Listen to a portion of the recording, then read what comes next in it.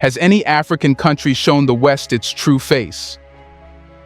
Until now, the Western countries have been exploiting Africa, and the African nations have remained silent.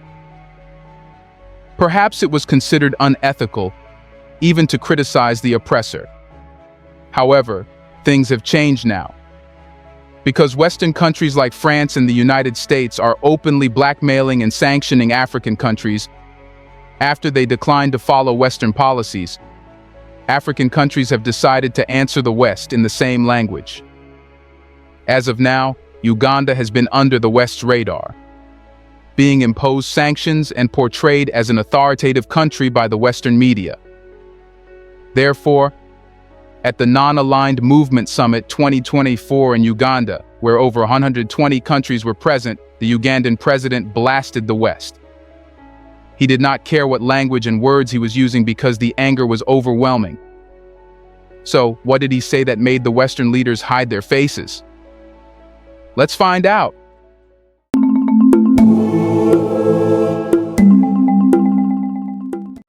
So, what was this summit about? The 19th summit of the Non-Aligned Movement started in Kampala, Uganda, tackling global challenges such as terrorism and climate change. However, because it was being carried out in Uganda, the world knew something different was going to happen. Unlike the previous summits, where the talking agendas were almost always the same dry and impractical strategies, this time, Uganda decided to make a difference. Heads of state and ministers of 120 countries were seeing the Ugandan president, and they knew he was going to say the unbearable for the West. It's because Yoweri Museveni is known for his bold and outspoken approach, not holding back from openly critiquing the West and challenging what he sees as a colonial mindset. He freely shares his perspectives on the expectations of the West, particularly their tendency to impose their directives on others. Museveni has been vocal in denouncing the lingering impact of colonial ideologies that dictate how nations should operate. His fearless boldness is evident in his willingness to confront Western powers and scrutinize their assumptions, especially regarding issues related to Africa and its sovereignty. Museveni has a track record of expressing his disapproval of what he perceives as a condescending attitude, firmly rejecting the notion that every nation should conform to Western directives. This stance underscores his commitment to affirming Uganda's independence and resisting external pressures that he views as remnants of colonialism. What's more, Yoweri Museveni, the president of Uganda, is known for his actions and statements that are often seen as critical of the West. Having held power since 1986, Museveni has likely formed his viewpoint shaped by Uganda's history of colonization and the consequences of Western interventions. Stressing Uganda's sovereignty, he perceives Western influence in governance and policy as a potential threat to his nation's autonomy, prompting actions and statements challenging perceived Western encroachments. Additionally, Museveni criticizes the persistent effects of colonialism, addressing economic, cultural, and ideological influences. His expressed desire is to break free from what he sees as remnants of a colonial mindset. In economic policies, Museveni prioritizes national interests, implementing a mix of free market principles and selective state intervention, potentially differing from certain Western economic ideologies.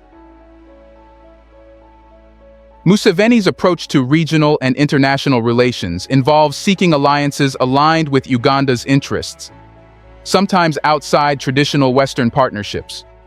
This pursuit may lead to actions or statements perceived as divergent from Western expectations.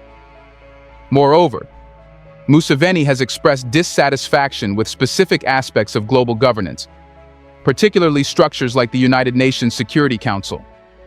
His critiques reflect a broader skepticism about the fairness of global institutions, especially when Western powers hold significant influence. But out of all these, his resistance to Western culture seeping into Uganda's society is what makes the West hostile to him. For example, he has banned LGBTQ and implemented a law against it. It's because he believes this is not Uganda's culture but something imported from the West. With such a track record, it was not wrong to expect that the Ugandan president was preparing to slam the West once again. The 5-day summit stands as the largest assembly of states worldwide after the UN, including 120 member states, 18 observer nations, and 10 organizations. General Abubakar JJ Odongo, Uganda's foreign minister, officially opened the summit, adhering to the norms and practices of NAM. He expressed delight in welcoming attendees to Kampala for the senior officials segment of the 19th summit, highlighting global issues like terrorism, climate change, debt burden, and famine. He stressed the enduring significance of NAM, pointing out that the 10-point Badung Principles, established in 1955 during a meeting in Bandung, Indonesia, remain relevant. These principles include respect for sovereignty, equality, and territorial integrity, rejection of unconstitutional changes in government, preservation of each state's right to determine its system without external interference, and a commitment to reject aggression and the use of force. The NAM Summit, convened every 3 years in different continents, last gathered in Baku, Azerbaijan, in 2019, under the theme Upholding the Bandung Principles to Ensure a Concerted and Adequate Response to the Challenges of the Contemporary World. Antonio Guterres, the UN Secretary-General, Patricia Scotland, the Commonwealth Secretary-General, and more than 50 heads of state and government, among others, addressed the summit, with a total of 1,000 to 1,500 delegates anticipated to attend. But what did the Ugandan President Yoweri Museveni say that made the West ashamed? Well, everyone was waiting to listen to what the Ugandan president would say. It's because he has a reputation for being bold, not caring whether he is sitting among hundreds of Western countries and their allies. He says what he thinks should be made clear in an outspoken style.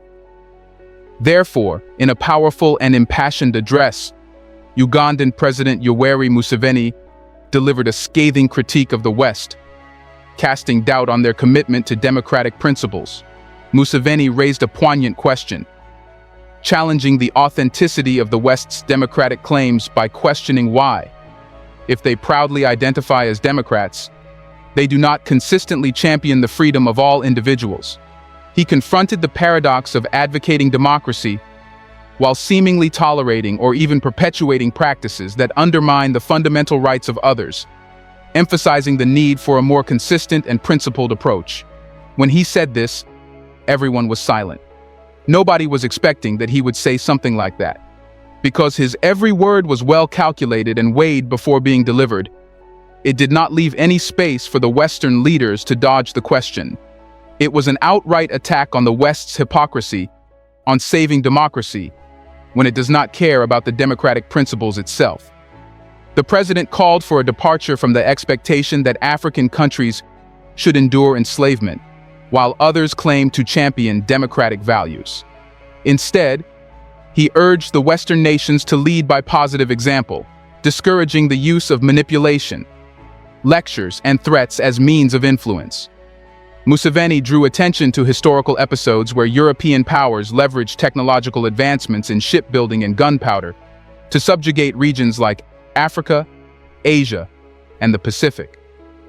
Expressing strong condemnation, he highlighted the centuries-long exploitation of humanity through practices such as slavery, imperialism, colonialism, semi-colonialism, and the brutal extermination of indigenous peoples, an extensive process spanning over 500 years. Even the United States of America did not forgive the native population and exterminated it, forgetting that they themselves were the actual settlers there.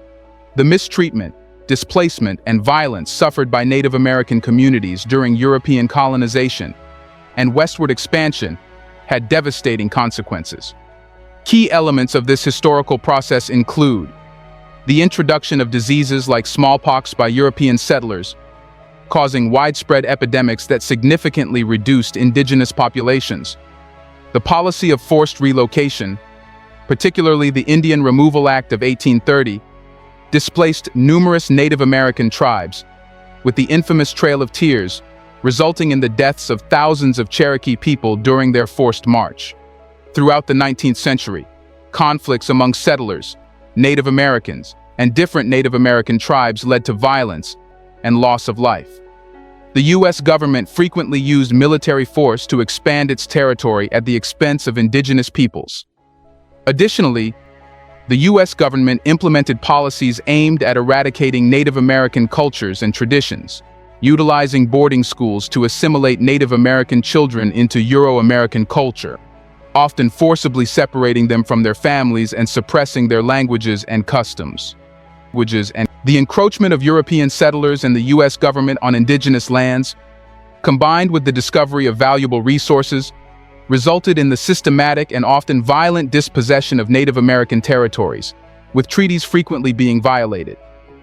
Various massacres and atrocities occurred during clashes between settlers, the military, and Native American communities, including the Sand Creek Massacre, the Wounded Knee Massacre, and the Bear River Massacre, leading to the deaths of hundreds of Native Americans. Museveni asked that if the West does not care about Africa, it should at least pay attention to what it did in the United States. Addressing the prevailing stereotypes that cast Africa in a negative light, Museveni vehemently asserted that the continent is abundant in resources, including an ample food supply. He dispelled misconceptions, stressing that Africa possesses everything it needs for self-sufficiency and economic development. Museveni communicated an openness to global engagement, highlighting the principle of reciprocity. He made it clear that Africa is not merely interested in selling its resources, but is also eager to participate in trade by buying from others. This, he emphasized, sets Africa apart from those who seek to engage in one-sided transactions without reciprocating mutual benefits. The Ugandan president underscored the profound impact of the non-aligned movement, a coalition of nations with a staggering combined population of 4.46 billion people worldwide. He let everyone know that the movement's roots trace back to its origin in Bandung, Indonesia, in 1955. The non-aligned movement emerged as a crucial antidote to the irrational polarization characterizing the global landscape of that era, a stark division between capitalist Western countries and communist Eastern countries. However, nobody remembers the NAM simply because it was not aligned with any of the two blocs competing for power. People knew countries that were with the United States or USSR, but little did they know countries that knew that remaining neutral was the key to avoiding catastrophes. But how profoundly did the Ugandan president talk about Africa, lecturing the West? Here's a reminder to please like and share the video and subscribe to our channel to watch more videos on Black culture, history, civilization, and identity. Let's continue now. That's when he felt it necessary to talk about Africa, being the cradle of humanity. He said that a comprehensive study was carried out that unveiled the pivotal role played by Homo sapiens sapiens, the wise human who emerged in Africa 4.5 million years ago. At the outset, this wise being grappled with the inherent challenges imposed by nature, like floods, droughts, diseases, wild animals, earthquakes, and more. While these natural phenomena also affected other creatures like wild animals and plants, their response was confined to adapting themselves to nature for survival. The Ugandan president was lecturing the West about human evolution, telling them that they are not the ones who will know and hide facts. He wanted everyone to know that the land they were present in was the land where humanity was born. The reason why he started with Homo sapiens is because he wanted to tell the point where humans decided to be brutal. He said that creatures like the beaver hibernate during winter to endure cold climates. The unique capability to control and harness natural phenomena to enhance the quality of life rests solely with humans. This distinctive capacity can be attributed to three fundamental characteristics: a superior brain capable of reasoning beyond instinct, a hand skilled in crafting and utilizing tools for diverse tasks, and bipedalism, the ability to walk on two legs with an upright head, enabling far-reaching vision and thoughtful contemplation. These distinctive traits empowered humanity to innovate tools, progressing from primitive stone and wooden implements to advanced iron tools, and now to the creation of complex machinery, like tractors and machine tools. These tools not only facilitated scientific inventions but also triggered both qualitative and quantitative shifts in society. For instance, the invention of fire, 1.5 million years ago, prompted humans to transition from dwelling in trees to inhabiting caves in the ground. Caves, in general, offered more comfort than trees. Other significant milestones in this journey include the domestication of crops around 10,000 years ago, the domestication of livestock around 12,000 years ago, and inventions such as the iron around 1500 BC, the steam engine, the printing press, electricity, railways, automobiles, aircraft, automation, vaccines, penicillin, quinine, and more. These inventions empowered humanity to cope more effectively and harness natural elements and resources for the improvement of life. The Ugandan president said that our comprehensive exploration into political economy and the evolution of society provided valuable insights. It allowed us to decipher that the prime driver of societal progress lies in humanity's continuous innovation and adaptation, marking a constant pursuit of improvement and a resilient response to the evolving challenges of our dynamic world. The driving force behind transformative shifts in society can be attributed to the advancements in science and technology. Consequently, societies that propel their levels of science and technology to greater heights create a foundation for positive social change. This concept is widely embraced by progressive forces on a global scale, advocating for support that extends beyond the confines of the social systems within concerned societies.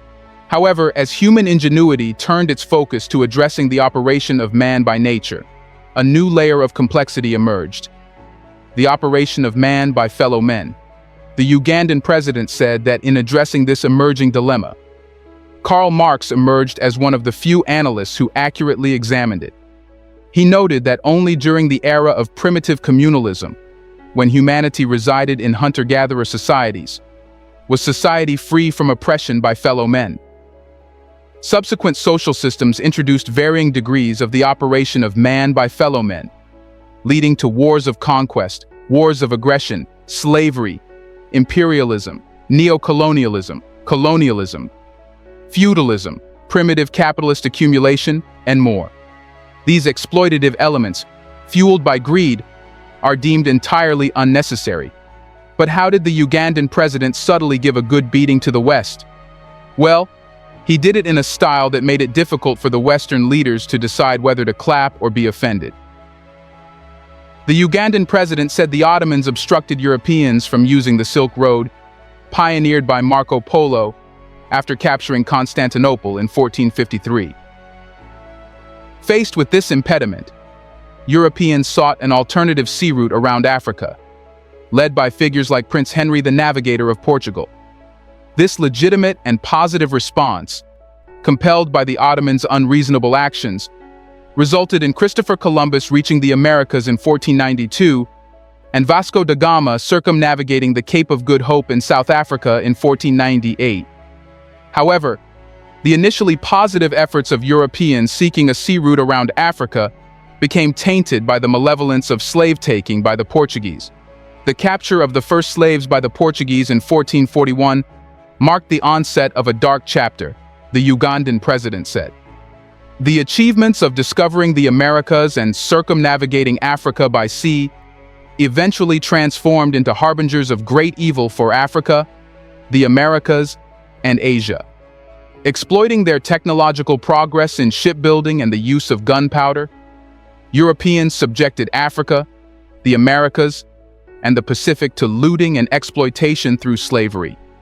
Imperialism, colonialism, semi-colonialism, conquest, and the brutal extermination of indigenous people persisted for a staggering 500 years in certain instances.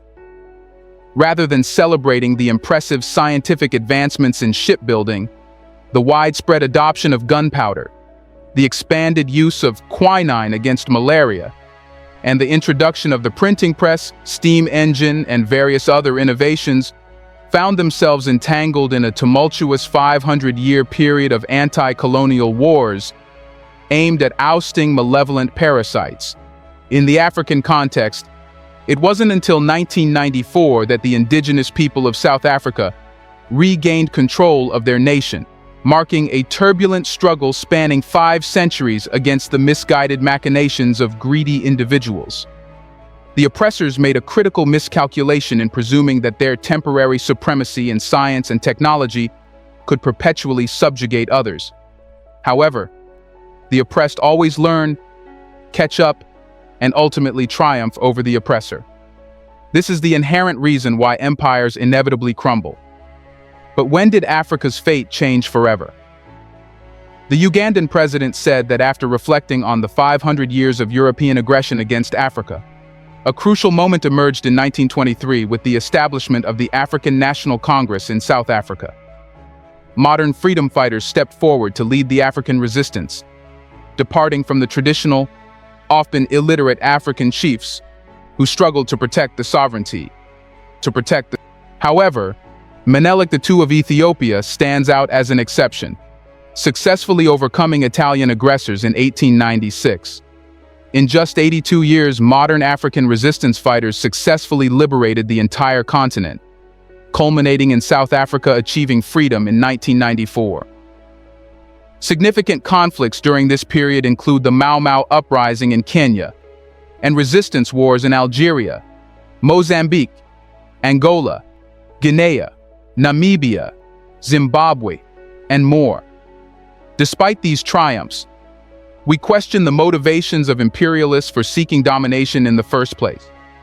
The Ugandan president said that the non-aligned movement's opposition to the illogical polarization of the 1940s, 1950s, 60s, and 70s between capitalists and communists was justified. The fallacy of figures like Metternich of Austria-Hungary, who believed that new ideas challenging the feudal order in Europe could be stifled through war, became evident as the Austrian-Hungarian Empire disappeared. Capitalism continued its expansion, yet our stance remains clear. The world should prioritize addressing common human issues and pursue prosperity through trade.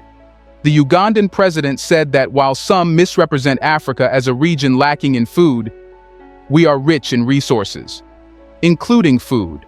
We have all we need, and our desire from others is for markets and investments. Importantly, we are open not only to selling but also to buying, fostering a mutually beneficial exchange. But what was said about Israel at the summit that has created shockwaves? Well, because the Ugandan president had set the tone for the summit, some of the boldest decisions were made. The non-aligned movement, with 120 member countries, condemned Israel's military campaign in the Gaza Strip. Not only that, but the foreign ministers adopted a resolution at the summit calling for an immediate ceasefire in Gaza. Salvador Valdez Mesa, Cuba's vice president, labeled the actions as among the cruelest genocidal acts in history, questioning the justification of Western countries in the face of civilian casualties, bombings of hospitals and schools, and the denial of access to safe water and food. Moussa Faki Mahamat, the chairperson of the African Union Commission, also called for an end to what he termed an unjust war against the Palestinian people. Notably, NAM includes nearly all African countries, making up almost half of its members. Founded in 1965 as an alternative to aligning with Cold War-era blocs, NAM is the largest global bloc after the United Nations. The current summit, hosted by Uganda and chaired by President Yoweri Museveni, addresses various global issues including UN reforms and the Gaza conflict. Foreign ministers within NAM have already passed a resolution supporting a Gaza ceasefire and humanitarian aid for Palestinians. This resolution also backs South Africa's genocide case against Israel at the International Court of Justice. Riyad Mansour, the Palestinian ambassador to the United Nations, referred to the summit as a summit of solidarity. Al Jazeera's Catherine Soy reported that foreign ministers grappled with finding the right language to address the Gaza situation, but ultimately agreed that genocide is a legal matter for the International Court of Justice. Attending the summit, South Africa's President Cyril Ramaphosa criticized the UN's response to the Gaza war, emphasizing the need for a fair and equitable global governance system capable of addressing threats and harm to all individuals. At this, the West felt alone and betrayed. 120 countries united with Africa against Western hypocrisy and what Israel is doing in Gaza without being held accountable. This really is the start of a new era under Africa's leadership. Do you think that the Ugandan president did the right thing by showing the West a mirror? Isn't it true that whatever he said is the reality, and the Western nations still blackmail and plunder African nations? In the comment section right below, let us know your thoughts on whether more powerful African leaders should do the same and declare they will no longer respect the West if it continues to be a hypocrite. Do you want to watch more videos like this one? If yes, subscribe to our channel and press the bell icon next to it. We have decided to bring videos on something nobody talks about: the Black culture, civilization, history, and evidence about how glorious Blacks have been. Thanks for watching, and until the next video, stay tuned.